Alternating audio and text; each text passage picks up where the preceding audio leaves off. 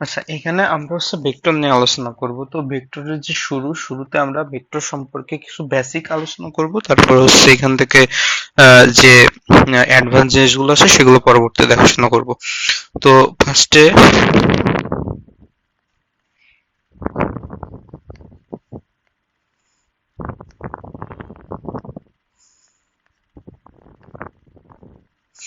Vector. আচ্ছা, ভেক্টরের প্রথমে শুরুতে আমরা দেখব যে পরিমাপটা দেখব। প্রথমে আমরা দেখব রাশি আর রাশি না এগুলো বলতে কি বোঝায়। প্রথমে আমরা দেখব যে রাশি নয় বলতে কি। এটা দেখলে আমরা রাশিকে ইজিলি বুঝতে পারবো। তো কোনগুলা রাশি নয়? যেগুলোর আমরা কোনো ভ্যালু পাবো না।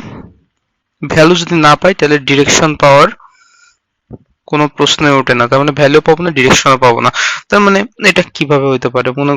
এটা এমন ভাবে হইতে পারে যে আমার এখানে খুব জ্বর অনুভব করতেছি, তারপরে আমরা বলতে পারি খুব ঠান্ডা লাগতেছে, তারপরে বলতে পারি খুব গরম লাগতেছে।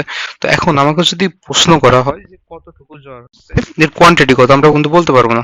আবার যদি জিজ্ঞেস করা হয় যে কতটুকু ঠান্ডা লাগছে, এর ভ্যালুটা কত, 10 ইউনিট, 20 ইউনিট, এটা কিন্তু আমরা বলতে পারবো না। তার মানে এর কোনো ভ্যালু আমরা দেখতেছি না।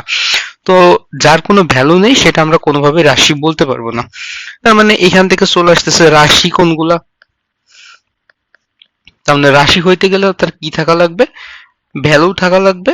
আর ভ্যালু যদি থাকে তাহলে ডিরেকশন থাকতেও পারে, আবার নাও থাকতে পারে। আচ্ছা, এখন কথা হচ্ছে যে এই ডিরেকশন থাকাটার দরকার কি, ডিরেকশন কেন প্রয়োজন? আচ্ছা, আমরা যদি এটা একটু সিম্পল ভাবে চিন্তা করি।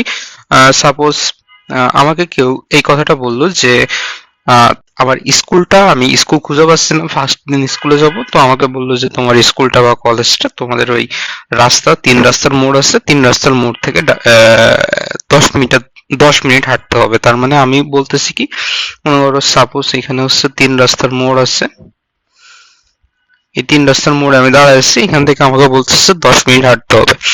এখন আমি 10 মিনিট কোন দিকে হাঁটবো এটা কিন্তু আমার বলে দেয়নি। সাপোজ আমার যে স্কুল, সেই স্কুলটা আছে এইখানে। তো আমাকে যদি বলে দিত যে আমি 3 রাস্তার মোড় থেকে গিয়ে আমি যদি এই দিকে হাঁটি তাহলে আমি স্কুলে যাব, তাহলে কিন্তু আমি 10 মিনিট হাঁটলেই আমি এখানে পৌঁছে যাইতে পারতাম। বাট আমাকে কিন্তু বলে দেয়নি, সুতরাং আমি এই দিকেও হাঁটতে পারি, এই দিকেও হাঁটতে পারি। যদি আমি এই দিকে হাঁটি তাহলে ভুল ডিরেকশনে যাব, যদি এই দিকে হাঁটি তাহলে ভুল ডিরেকশনে যাব। শুধুমাত্র এই দিকে হাঁটলেই আমি রাইট ডিরেকশনে যাব। তার মানে এখান থেকে আমি দেখতেছি কি, যে আমি যেখানে আছি সেখান থেকে যে ডিরেকশন, সেই ডিরেকশনটাও আমার এখানে ম্যাটার করতেছে। এখানে আমি দেখতেছি ভ্যালুটা 10 ইউনিট দেওয়া, দুই ক্ষেত্রে 10 ইউনিট দেওয়া, তিন ক্ষেত্রে আমি তিন দিকেই গেলে কি হচ্ছে 10 ইউনিট ডিস্টেন্স যাচ্ছি। বাট ডিরেকশন যদি শুধুমাত্র এটা হয় তাহলে আমরা রাইট ডিরেকশনে বা আমার স্কুলে পৌঁছাতে পারতেছি। সুতরাং দেখতেছি কি আমার এখানে ডিরেকশনটা খুবই ইম্পর্ট্যান্ট। তার মানে আমি এখান থেকে বলতে পারি কি, যে ডিরেকশন থাকলে আমার এখানে আমার কাজটা অনেক বেশি ইজি হয়ে যায়। সুতরাং এখান থেকে আমরা দেখছি ডিরেকশনটা খুব ইম্পর্ট্যান্ট। আচ্ছা, যদি তাহলে ডিরেকশনটা থাকে, সাপোজ ডিরেকশনটা এখানে আছে, ডিরেকশন যদি থাকে তাহলে আমি এটাকে কি বলবো, এটাকে আমরা বলবো ভেক্টর কোয়ান্টিটি। আর যদি ডিরেকশন না থাকে তাহলে আমি সেটাকে কি বলবো, স্কেলার কোয়ান্টিটি। তাহলে এখান থেকে আমার দেখতেছি কি ভেক্টর কোয়ান্টিটির ক্ষেত্রে ডিরেকশনটা খুবই ইম্পর্ট্যান্ট। আচ্ছা, তাহলে এখান থেকে তাহলে আমি স্কেলার আর ভেক্টরের মধ্যে যদি ডিফারেন্সটা বের করতে চাই তাহলে আমি স্কেলারের ক্ষেত্রে আমি কি বলবো, আর এটা হচ্ছে ভেক্টর। তো স্কেলারের ক্ষেত্রে আমরা কি বলবো, যে এর ভ্যালু আছে আবার এরও ভ্যালু আছে। তার মানে এর শুধুমাত্র এর মান আছে, এরও মান আছে।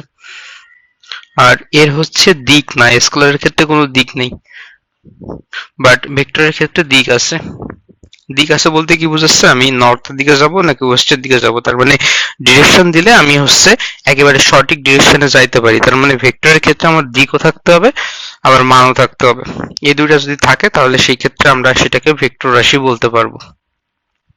আচ্ছা, এখন ভেক্টরের ক্ষেত্রে আরেকটা গুরুত্বপূর্ণ ইনফরমেশন হচ্ছে যে আমরা যে ভেক্টরটা